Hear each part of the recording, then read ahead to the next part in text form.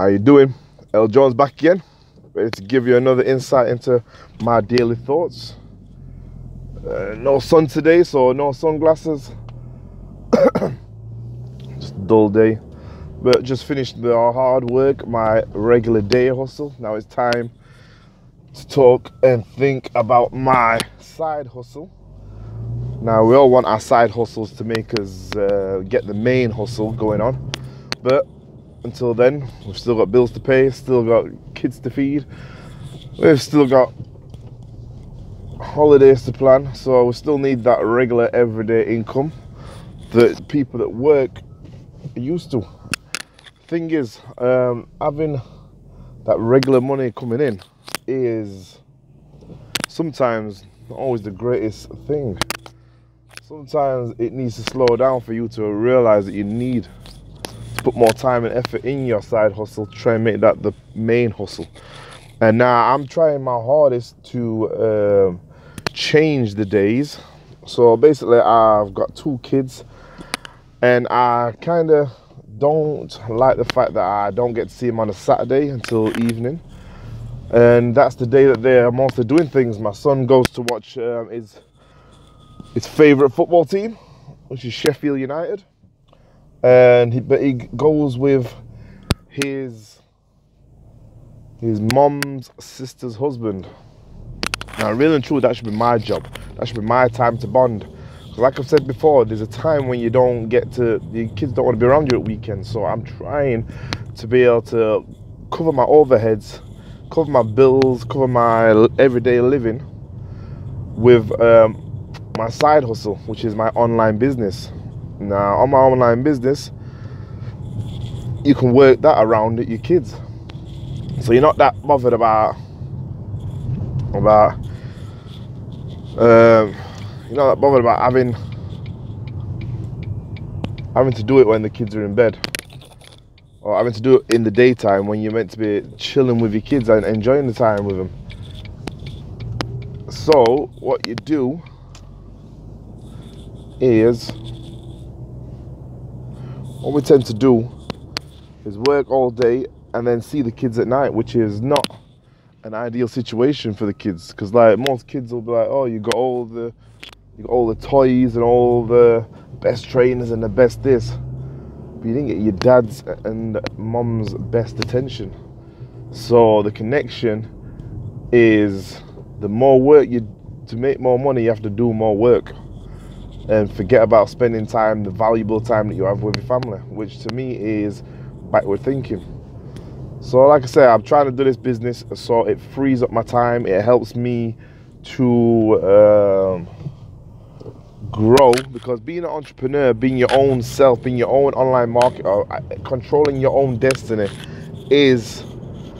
it's a struggle in itself. It's hard sometimes to motivate yourselves. It's hard, and especially when you've got a daytime job, because your daytime job still pays for things. Your back's not against the wall, and sometimes your back probably does need to be against the wall to help you with the motivation. But we don't. But while you have that job, so sometimes some people give up the job just to try and make sure that the hustle,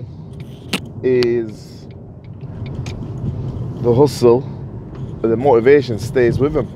Like most people, if I've lost my job, they're the successful ones because they've had to make money. Whereas the people who've got the daytime money, it's here or there. You're not starving. You're not missing out on anything much. You've built your life around the day hustle. So your side hustle is basically your hobby until you can cover the costs, which obviously is built up because of your daytime hustle or your daytime job. Because your daytime job is what you've built your routine around, you've built your finances around, you've built your spending, you've built your everyday life. So this is where the crossover bit is slightly painful, slightly hard to imagine how you're gonna change from one job or one way of thinking to another. And the other way of thinking is is I've got to get this thing going so I can free up my time. Because if I don't free up my time, then I'm definitely not going to continue that. I'm going to be thinking more about my 9 to 5. Now, your 9 to 5 way of thinking is what's slowing us down. But don't get me wrong, I'm not trying to say give up your job so your back's against the wall so you're going to be self-motivated. Don't listen to that, because that's what I haven't done. So I'm not telling anybody out there to do this, because I know that it's very, very risky. And I suppose the entrepreneurs are out there, the big time bowlers, the big billionaires are all people that have took that risk. But like I said, I kind of figured it out that it's not as easy as everyone thinks. That you can, and what I mean by it's not as easy as anyone thinks, I don't mean making money online is not easy as anyone thinks. I'm saying that to change your mindset from employee or a 9 to 5 thinking to an entrepreneur thinking. And that entrepreneur thinking is, I'm doing it because I've got something, I've got a vision, I've got a plan, I've got a great idea what's going to happen, and this is how it's going to happen. And whether I take little baby steps or big steps, I'm going to make it happen. Now, there's two ways that can motivate you through these things. The two ways are push and pull. So if you look at like pushing and pulling, if you push, your push and pull motivation is if you're pulling is that you're gonna be loads of money, you're gonna have loads of free time, it's gonna be fantastic, you're gonna have spent all the time with the people that you're around. And so that's the pulling. The pulling motion of motivation is that you're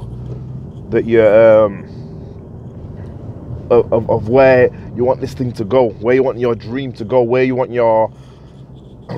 this great plan to go. This is something that where you want to be, basically. Now that is it's great motivation, but you need the other side. Now the other side, which is the pushing side, is the life you're trying to get, you're scared of. The fear factor, that's what it is. It's the fear factor. You're fearful of where you could be. You could be broke, you could be kicked out your house, you could be you might not be able to get no money for food, you not be able to clothe your kids. The fear factor where, oh no, I don't want to be in this way. So you're basically thinking about things that you're not want to be, rather than things that you're gonna be. So that's why everyone needs a goal, but everyone needs to know that they don't want to be somewhere. You get what I'm saying? So that's why I've seen that it's a push and pull motivation, and we want a bit of both. That's what we want a bit of both, because we want a bit of pulling and we want a bit of pushing, just to keep us motivated. So we've got the happiness and the joy of a reward, or we're petrified and scared and we have fear of the punishment. So these are the two things that we've got to do when we're trying to be self-motivated or an entrepreneur, or running and controlling our own destiny. So let's just try and be self-motivated, and we've got to figure out how wise. Because if you figure out our whys, and there's a guy I listen to saying, if your why don't make you cry, find another why.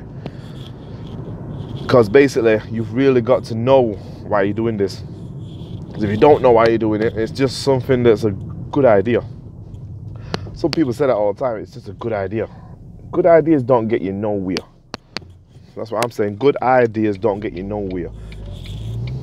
Fear gets you somewhere.